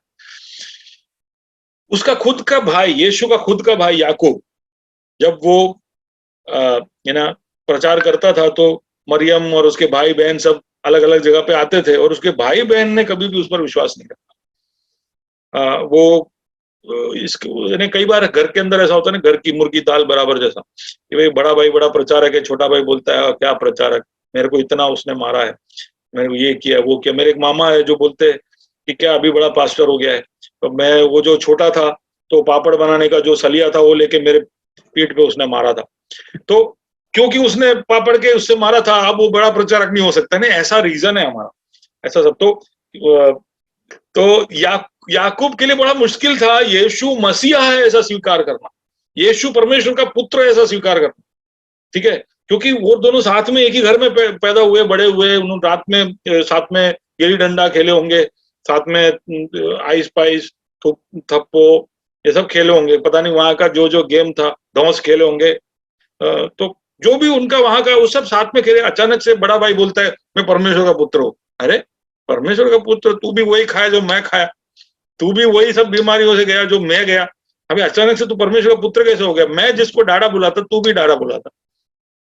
तो याकूब के लिए वो बहुत मुश्किल था, बट याकूब यीशु मसीह के पुनरुत्थान के बाद अपना जीवन में एक बड़ा परिवर्तन देखता है। ही बिकम्स जेम्स द लेस, जो यरूशलेम के कलीसिया का एल्डर बना, हेड बना। हम इसके विषय में बाद में प्रेरितों कृत्य में पढ़ते हैं, जब गलातियों को प्रचार कर कर पाउलुस और बरनबास लौट कर आते हैं, तब यरूशलेम के काउंसिल को जब मिलते हैं, तब यरूशलेम के काउंसिल का हेड था जेम्स, और वो यीशु मसीह का छोटा भाई था। तो उसके जीवन में भी उसने यीशु को केवल गुरु नहीं, प्रभु, परमेश्वर का पुत्र, पुनरुत्थान पाया हुआ उद्धार करता और मेरा त्राता कर स्वीकार किया। तो ये सब एक चेंज, बहुत ड्रामेटिक चेंज है, इतने क्लोज रेंज पे इतना चेंज होना। उसका छोटा भाई, दूसरा एक और छोटा भाई यहूदा, जिसने यहूदा का पत्र लिखा, जूड। तो एक बात हम जानते हैं कि ये लोग ने सबने यीशु को पुनरुत्थान के पहले भी देखा और बाद में भी देखा और बहुत करीब से देखा, और भाइयों ने तो सच में बहुत पास से देखा, ठीक है। तो वो लोग सब चेले बन गए। पाउल के बारे में हम जानते हैं, तरसुस का पाउल, जिसने सबसे ज्यादा कलीसिया को सताया था, ठीक है, वो बाद में यीशु मसीह का सबसे बड़ा प्रचारक बन गया।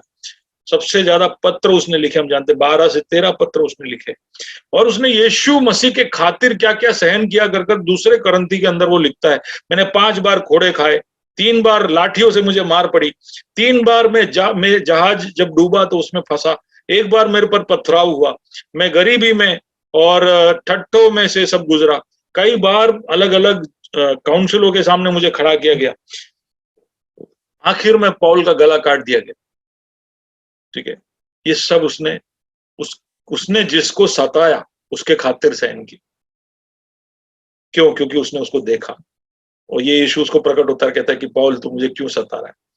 तो जिस यीशु मसीह के चेलों को सता रहा था, उस यीशु मसीह को उसने जिंदा रूप में देखा और उसको पूरा इत्मीनान हो गया। वो गमालियल के नीचे एक बहुत ही ट्रेंड, बहुत ही पंडित एक यहूदी था, और उसने सारे पुराने नियमों को जांचा, वहां के भविष्यवाणियों को जांचा, यीशु की कहानी को समझा, यीशु के चेलों से मिलकर बातें की, सब बातों को उसने मिलाकर कहा कि wow, this is the plan of God.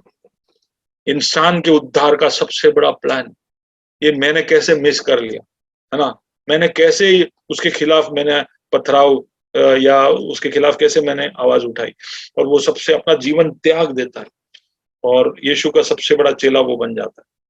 और उसके बाद हम जानते हैं करोड़ों करोड़ों करोड़ों लोग यीशु के चेले बने, है ना, बड़े बड़े उपद्रवों से वो गुजरे, भट्टियों पर जलाया गया उनको, जानवरों के सामने डाला गया उनको, बड़े बड़े अरीनास थे जो ग्रीक और रोमन अरीनास, उसके अंदर उनके साथ गेम खेलते थे, उनको मार डालते थे, जेल में कारागृहों में डाला गया, मृत शरीरों के साथ उनको बांधा जाता, बहुत ही दर्दनाक तरीकों से उनको मारा गया, सब उन्होंने सहन किया, केवल एक ही कारण उसका, यीशु मसीह मुर्दों में से जी उठा। उनको मौत से डर नहीं था क्योंकि मौत को हराने वाला उनके साथ था। बहुत सारे ऐतिहासिक फिगर्स हम जानते, कुछ ही का नाम मैंने लिखा है।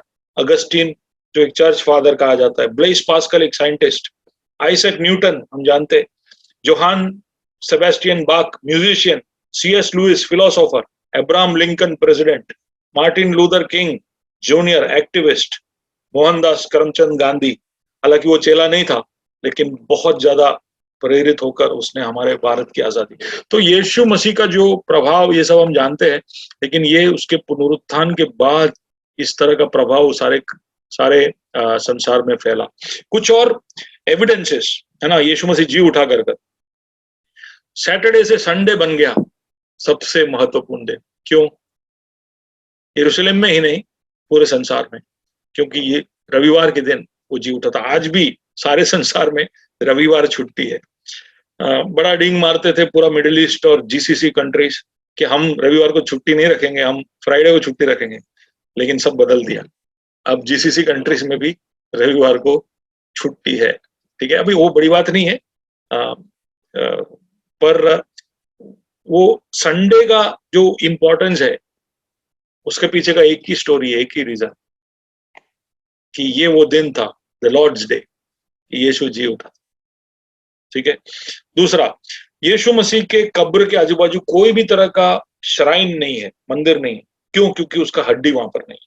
उस समय की प्रथा थी कि कोई मर जाए, आज भी हम देखते हैं कि कहीं पे भी किसी को भी डांटा गया तो उसके आजू बाजू सब पूरा मार्किंग करके, कब्र खास करके मुसलमान तो करते ही है, पूरा मार्किंग करके बाउंड्री बना के फिर उसको एक बड़ा तीर्थ स्थान जैसा बना देते, है ना। ताजमहल हम जानते हैं कि कैसा है, या कई सारे ऐसे मॉन्यूमेंट्स है, पर यीशु मसीह के उस कब्र के आजू बाजू नहीं है क्योंकि उसका शरीर वहां है ही नहीं, ठीक है। तीसरा एक एविडेंस, एक्स्ट्रा एविडेंस जो बोल रहा हूँ, यहूदियों ने यीशु मसीह को स्वीकार किया। यहूदियों ने एक ऐसे यीशु मसीह को देखा था जो क्रूस पर टंगाया गया था, और क्रूस श्राप की निशानी थी, साइन ऑफ द कर्स। तो क्रूस पर मरने वाले को अपना गुरु बनाना, उससे बड़ा अनर्थ कोई यहूदी कर ही नहीं सकता। कि यार जो श्राप है, ऐसा समझो कोई फांसी लटक गया और आप फिर उसके चेले बन गए, बिल्कुल ऐसा है। क्रूस पे लटकना यानी फांसी लेने के बराबर। तो फांसी जिसने लिया उसके हम चेले बन गए, और उस चिन्ह को अपने शरीर, अपने पहचान का भाग बना दिया। क्रूस के बारे में हमने पिछले हफ्ते देखा। तो यहूदी ऐसे कैसे कर पाए? क्यों? क्योंकि उन्होंने देखा कि क्रूस एंड ऑफ द स्टोरी नहीं था। उस श्राप के बाद एक जीवन आया, उस क्रूस के बाद एक पुनरुत्थान आया।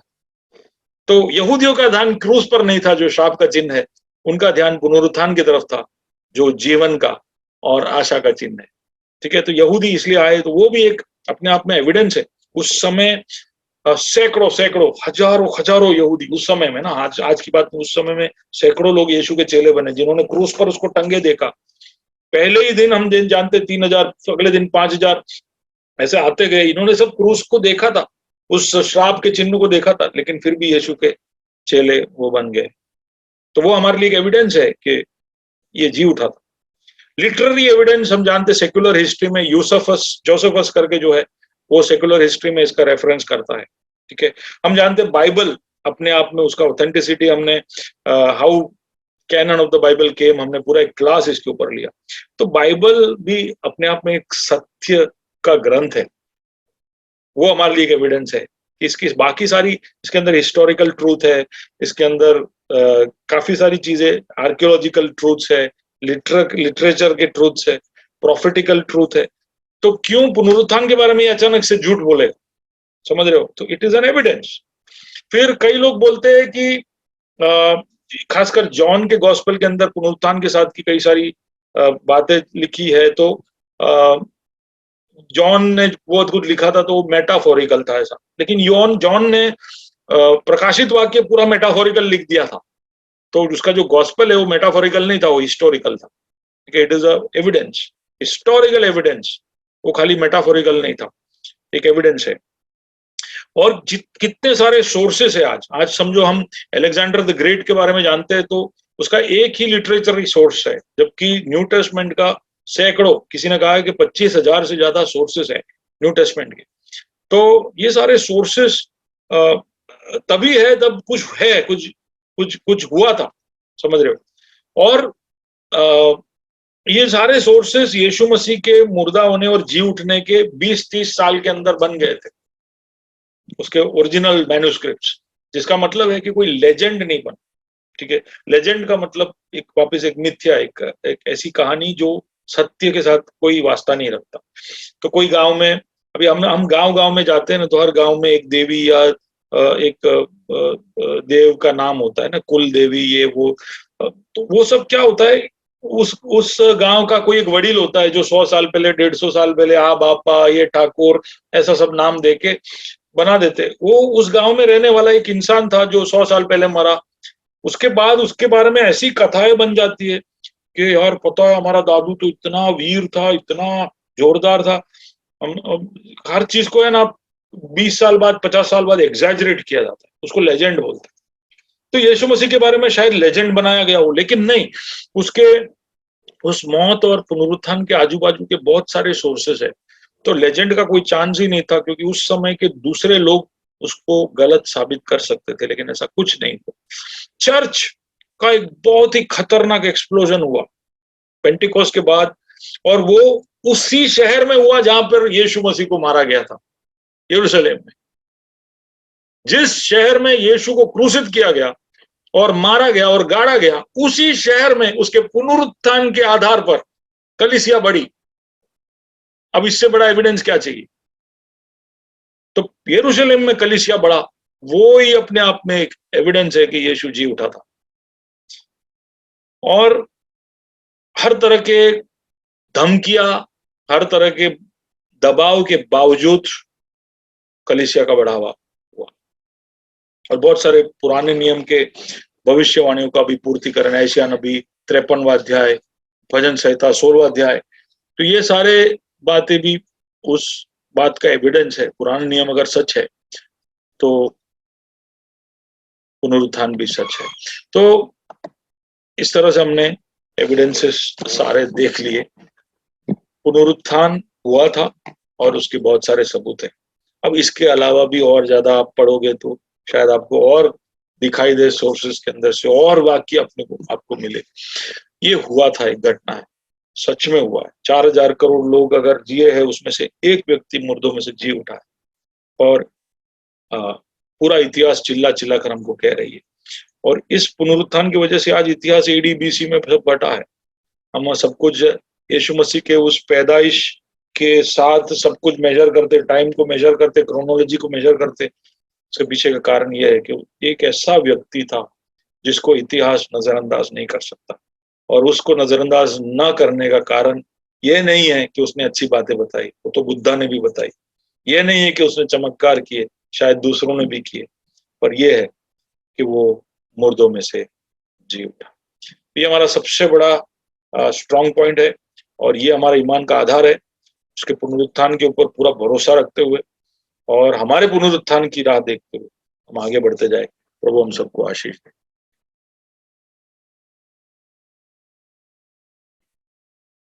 अगर आप कुछ पूछना, डिस्कस करना चाहे तो take a few minutes.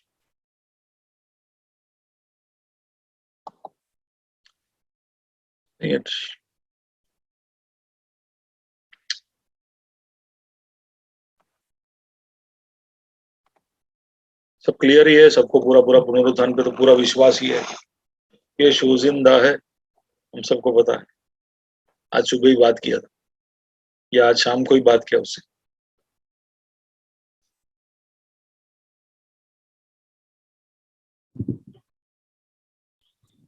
Pastor, एक छोटा सा क्वेश्चन है, सिली क्वेश्चन है। ओल्ड टेस्टामेंट में एलाइजा राइट, एलाइजा के स्टोरी में भी ऐसा मतलब हमने देखा है कि वो जो विधवा के साथ वो जो वहां पे रहता है, उसका बेटा मर जाता है तो उसको एलाइजा जिंदा करता है। इवन लाजरस के बारे में भी मतलब ऐसा देखा है कि उसको यीशु क्रिस्ट 4 दिन के बाद जिंदा करता है। मतलब क्वेश्चन मेरा ये था कि अगर एक्चुअली मरने के बाद पुनरुत्थान के दिन अगर वो पर्सन जीने वाला है ही, तो फिर वो जो अभी मतलब जो उस टाइम पे जो जिलाते हैं या फिर उस टाइम पे मुर्दे में से बाहर लेके आते हैं, उसकी क्यों जरूरत है? मतलब क्योंकि कई बार मुझे ये क्वेश्चन होता है कि मरने तो सब वाले, तो जिंदा उठाने का मतलब क्या जरूरत है उस टाइम पे? क्योंकि यीशु क्रिस्त में तो हम सब फिर से पुनरुत्थान होने ही वाले हैं। बात तो सही है। हर बार जब कोई मरता है तो हर कोई यही सोचता है कि हमारा ये मरा हुआ जिंदा होना ही चाहिए। कोई भी ऐसा नहीं सोचता है कि ये मरा पड़ा रहे, क्योंकि हर दिन सबको मरना है। हर कोई चाहता है कि कैसे भी करके ये जिंदा हो जाए, 10-20 साल और जी ले, है ना। तो मौत तो एक बहुत भयानक चीज है। तो दुख की बात है कि 2-3-4 लोगों को ही जिंदा किया यीशु ने, या उतना ही हमारे पास रिकॉर्ड है। मैं तो चाहता हूं कि उस समय में कोई मरना ही नहीं चाहिए था। यीशु पृथ्वी पे है तो मौत कैसे आई? पर नहीं, ऐसा नहीं है। 2-3 किस्से 3 लेवल पे हुए। देखिए, सबसे पहला जो मुर्दों में से जीवित किया वो याइरूस की बेटी थी। तो याइरूस की बेटी जस्ट मरी थी। जब उसका बाप घर से निकला था तो याइरूस की बेटी जिंदा थी, लेकिन फिर रास्ते में उसको पता चलता है कि बेटी मर गई है। तो जस्ट मरी थी और यीशु वहां पहुंचता है, उसको जिंदा करता है। एक छोटी लड़की थी। याइरूस के उस याचना के आधार पर कि मुझे मेरे बेटी को कर, ठीक है। तो शायद वहां बीच में रास्ते में वो 12 साल से रक्त के पीड़ित औरत की वजह से थोड़ा डिले हुआ होगा केस। यीशु जाके उसको जीवित करता है, उसके उस आशा का जवाब देता है। दूसरा उसने जो मुर्दों में से जिलाया वो थे नाइन की विधवा का बेटा। अब यहाँ पर एक शहर में, वो नाइन के शहर में वो प्रवेश करता है तो एक जुलूस बाहर की ओर आ रहा है। अब यहाँ पर ये व्यक्ति शायद 1 दिन 2 दिन से मरा हुआ है, कम से कम 1 दिन से मरा हुआ है, या उस दिन सुबह से मरा हुआ है, क्योंकि उसको कफन में ओढ़कर उसको गाड़ने के लिए लेके जा रहे हैं। अब उस रास्ते में यीशु उसको देखता है। अब वहां पर कोई उससे कुछ अपेक्षा नहीं रखता। इस बार यीशु सामने से जाकर उस विधवा की हालत को देखकर और मौत के ऊपर का उसके अधिकार को दिखाने के लिए, साबित करने के लिए, वहां पर जरूरत को और अधिकार को दोनों को दिखाने के लिए वहां पर नाइन की विधवा के बेटे को वो जिंदा करता। और तीसरा है लाजर का जिंदा करना। अब वहां पर जानबूझ के वो डिले करता है, ठीक है। सब सिचुएशन थोड़ा यूनिक है, ओके। और वहां पर जैसे आपने कहा, लाजर के मरने के 4 दिन बाद वो जाता है वहां पर और फिर वो जिंदा करता है। और वो जिंदा करते वक्त वो बोलता है, मैं पुनरुत्थान और जीवन, ठीक है। It was just a proof. और एक्चुअली फरीसी और यहूदियों को हिला देने वाला घटना था लाजर का पुनरुत्थान। कोई व्यक्ति अभी अभी मरा, कुछ घंटों पहले मरा, ऐसे लोग तो लौट के आते। नियर डेथ एक्सपीरियंसेस में भी, आज के किस्सों में भी ऐसे होते हैं कि कोई मर गया और घंटे बाद वापस आ गया। किसी ने कोई प्रार्थना नहीं किया तो भी आ गया, प्रार्थना किया तभी भी आ गया। ये सब तो 2 घंटे में, 5 घंटे में, 8 घंटे में सब होता है। लेकिन 4 दिन में लौट के आना, ये एक बहुत ही अनोखी घटना थी। और इस घटना ने फरीसियों को डरा दिया और उन्होंने इस घटना के साथ ये इरादा कर दिया कि अब यीशु को मारना ही पड़ेगा, ठीक है। And the resurrection of Lazarus is the reason Jesus was crucified, ठीक है। अब वो उसने, उसकी मर्जी, उसने कुछ लोगों को जिंदा किया। एलिया उस घर में था, वो शुनेमी की बेटे के घर में, शुनेमी के वहां रहता था। और उसके रहते हो, सॉरी, एलिशा के टाइम पे हुआ और एलिया के टाइम पे भी दोनों ने ऐसा किया है, मुर्दों में से जिंदा किया है। तो वो उस घर में रहते थे और उस घर में रहते वक्त ऐसा हुआ तो उन्होंने ऐसा किया, लेकिन उन्होंने हर मुर्दे को जिंदा नहीं किया। तब एक स्पेशल नियोग आया, एक परिस्थिति में ऐसा हुआ। अब उसका उससे ज्यादा मैं आंसर नहीं दे पाऊँ, प्रभु की मर्जी। और फिर ये लोग सब वापस मर ही गए बाद में। तो लाजर, फिर यीशु मसीह अकेला है जो मुर्दों में से जी उठकर आज भी जिंदा है, तो उसका पुनरुत्थान अलग है। ये सबको उठाया गया, यीशु खुद मुर्दों में से उठा, इसलिए हम उसका दावा सुनते हैं कि मैं अपना जीवन को ले देता हूं और मैं खुद उसको वापस ले लेता हूं। He offers it and he takes it back by the power of the Holy Spirit, हम जानते हैं, लेकिन he won the victory himself. Okay, thank you, Pastor.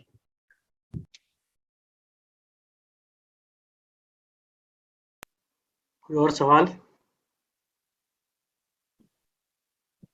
ज्यादा साइलेंस रखोगे तो शिजू भाई गाना शुरू कर देंगे। आज का सेशन फैक्ट के ऊपर आधारित है, इसलिए कोई मन में शक या ऐसा कोई सवाल आने का कोई संदेह भी नहीं है। लेकिन एक चीज बड़ा वो लगता है कि लाजर की मृत्यु के बाद फरीसियों ने उनको मतलब उनकी मतलब मृत्यु जो भी उस पे लटकाने के लिए वो सोचा, लेकिन वो एक टर्निंग पॉइंट हो सकता था कि अगर वो लोग सोचते कि ये अचंबा तो सिर्फ प्रभु ही कर सकता है, जो 4 दिन के बाद अगर किसी को जिंदा कर रहा है, अगर ये सोच अगर उस वक्त आ जाती तो शायद मेरे ख्याल से एक अलग ही प्रभाव आता उस वक्त के उसमें। मिलेनियम हमने जब सेकेंड कमिंग के बारे में सुना, तो हम सब पुनरुत्थान पाए हुए शरीर के साथ लौट कर आएंगे। यीशु मसीह भी लौट कर आएगा और 1000 सालों का शांति का युग पृथ्वी पर रहेगा। तभी भी करोड़ों लोग ऐसे होंगे जो मसीह पे विश्वास नहीं करेंगे। यानी आपने मसीह को, हमको तो देखो, मसीह को, चलो मसीह को देखकर तुम नहीं विश्वास करते हो क्योंकि तुमको ऐसा लगता है पुराना कहानी है, लेकिन हम तो सब लेटेस्ट मॉडल है। हम तो अभी अभी पुनरुत्थान पाए, तो भी लोग विश्वास नहीं करेंगे। तो इंसान बहुत अजूबा है। जैसे परमेश्वर अपने मर्जी का मालिक है, इंसान भी कहता है हम किसी से कम नहीं।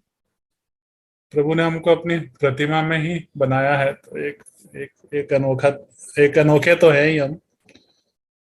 प्रतिमा मत बनिए, प्रतीक बनिए। प्रतीक, यस। कॉफी पे मिलेंगे फिर से।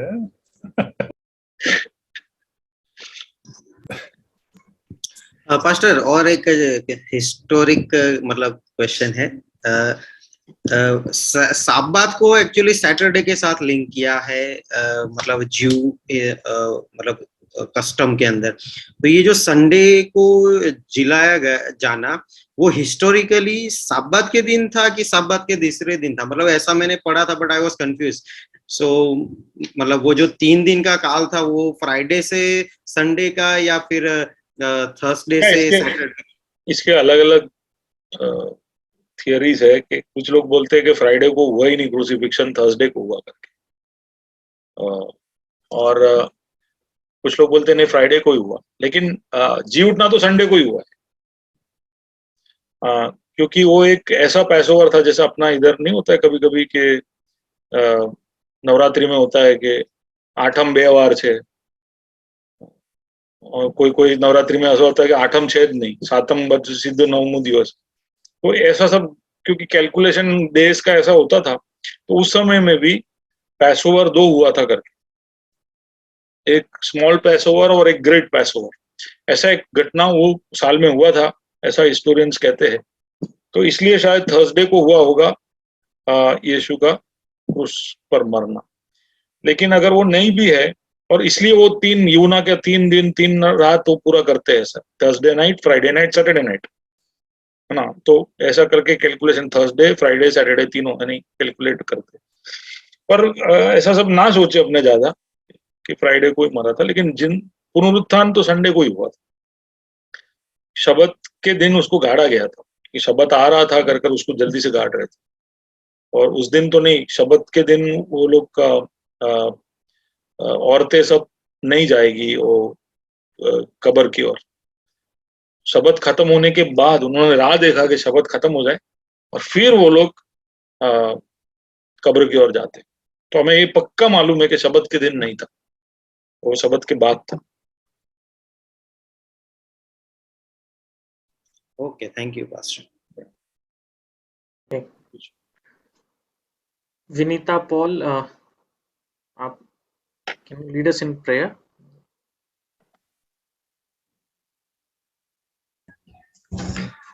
परमेश्वर, धन्यवाद करते सुंदर समय के लिए खुदा।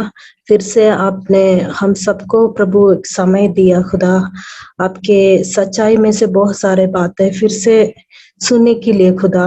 धन्यवाद प्रभु इस अवसर के लिए खुदा। धन्यवाद खुदा, आपने आपका सच्चाई हमें दिखाया खुदा। जब हम आपसे दूर थे प्रभु, हमेशा हर एक प्रभु आपको नहीं जानते थे प्रभु, लेकिन आपने आपके सच्चाई हमारे सामने दिखाया प्रभु। उसको समझने के लिए हमें से हर एक को आपने मदद किया लॉर्ड। आपका उस प्यार और प्यार प्रभु आपने उस क्रूस पर और उस पीड़ा के द्वारा प्रभु हमें बताया खुदा। और प्रभु आपका रिसरेक्शन के द्वारा खुदा उस शक्ति लॉर्ड प्रभु हमारे हर एक लोगों के जीवन को बदला प्रभु। आज भी प्रभु हम आपको देख पा रहे लॉर्ड, आपके हमारे जीवन के द्वारा प्रभु। हाँ, आज भी हम आपको सुन पा रहे लॉर्ड, और आज भी हम आपको एक्सपीरियंस कर रहे लॉर्ड प्रभु। जब आपके चेलों ने प्रभु आपको देखा, आपके पुनरुद्धान के बाद जब देखा और सुना और महसूस किया लॉर्ड, उनके अंदर एक बोल्डनेस आया लॉर्ड प्रभु। कई बार प्रभु ये हमारे अंदर नहीं होते लॉर्ड प्रभु।